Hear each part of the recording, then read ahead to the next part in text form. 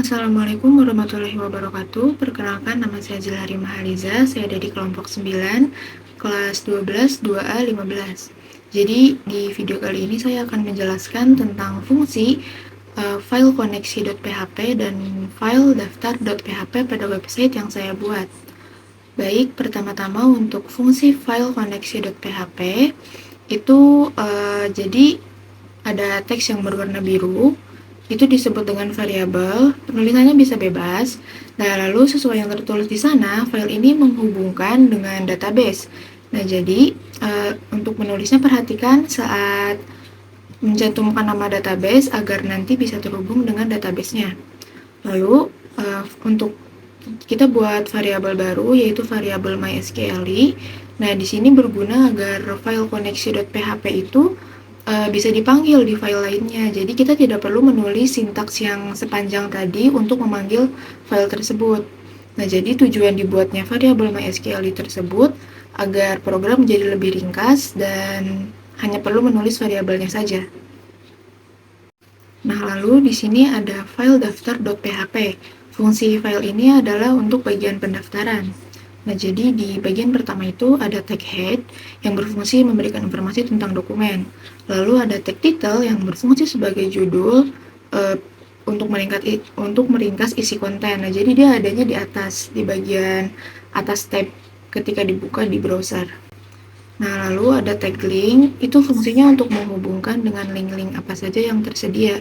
Untuk file pendaftaran ini kita menggunakan dua link CSS, yaitu link project.php, yang dimana link itu merupakan CSS yang utama, dan kemudian ada style.css, itu link untuk membuat kolom pendaftarannya. Lalu kemudian ada tag body, yaitu fungsinya untuk memberikan isi dari suatu dokumen yang akan ditampilkan oleh web browsernya.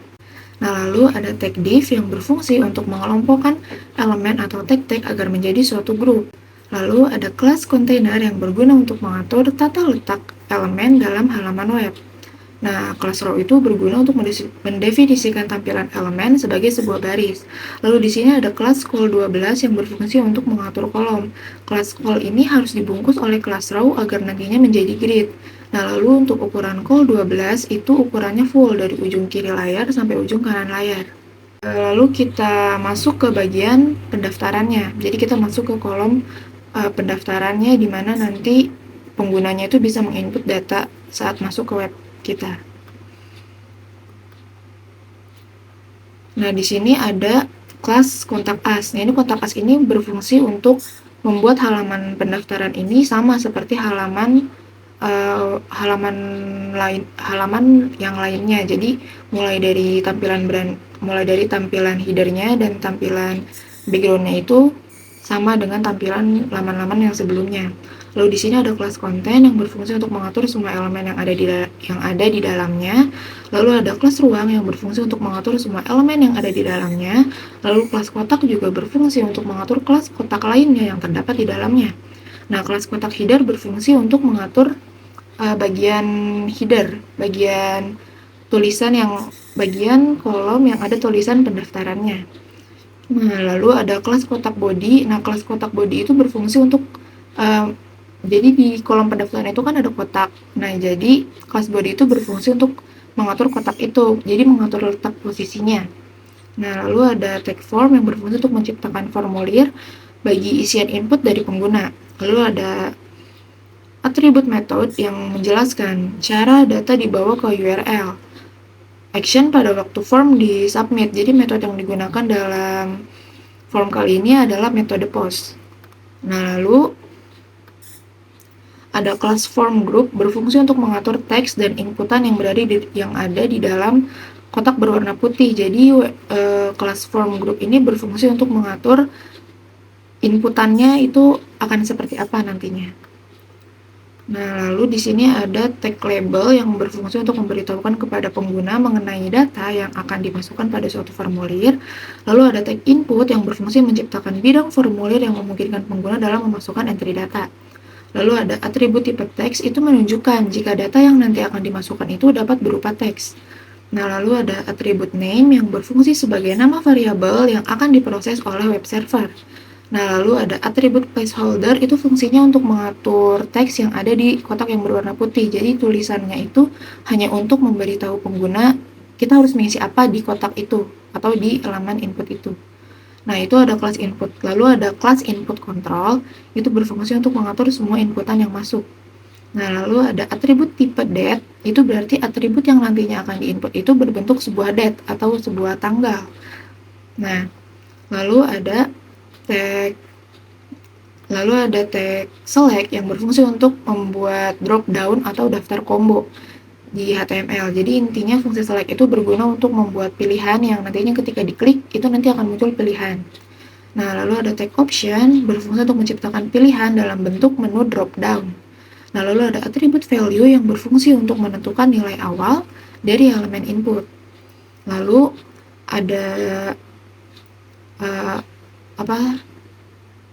sintaks yang berfungsi sebagai tombol. Nah, kelas button ini, kelas BTN, juga berfungsi untuk mengatur style tombol ketika diklik. Jadi, nanti ketika tombolnya itu diklik, akan ada style tersendirinya.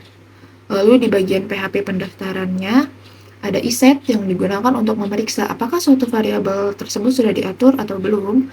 Lalu ada teks yang berwarna biru, nah itu namanya variabel, itu isinya samakan dengan isi dari atribut name yang tadi sudah dibuat. Lalu ada lambang $_ post berfungsi untuk memanggil data yang telah diinputkan agar bisa ditampilkan di file action. Lalu ada teks yang berwarna merah, nah itu samakan dengan nama field yang ada di database yang sebelumnya sudah dibuat. Lalu ada include once, nah itu berfungsi untuk penyisipan yang hanya dipanggil sekali saja. Jadi include once dibuat agar file daftar PHP dan file koneksi PHP itu dapat terhubung dan data yang masuk di websitenya itu bisa masuk juga ke database.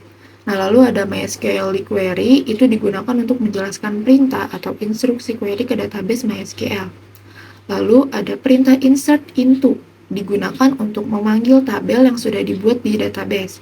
Lalu isi sesuai field yang ada di dalam tabel, lalu values-nya samakan dengan variabel atau teks yang berwarna biru.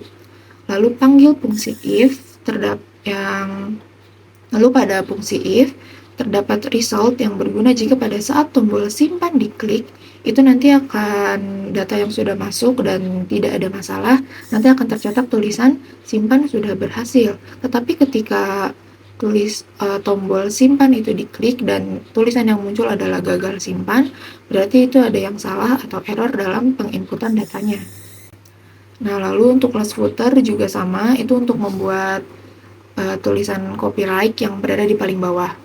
Nah, lalu ada bagian link, bagian script. Bagian scriptnya itu jadi di setiap file ini selalu ada bagian ini, gunanya untuk menyisipkan script-script seperti Java, JavaScript itu atau Bootstrap. Itu gunanya biar websitenya itu lebih menarik gitu. Jadi ada link itu gunanya untuk membuat gaya di websitenya. Dan teks scriptnya berfungsi untuk menyisipkan script yang ada. Baik, segitu penjelasan saya, kurang lebihnya mohon maaf. Wassalamualaikum warahmatullahi wabarakatuh.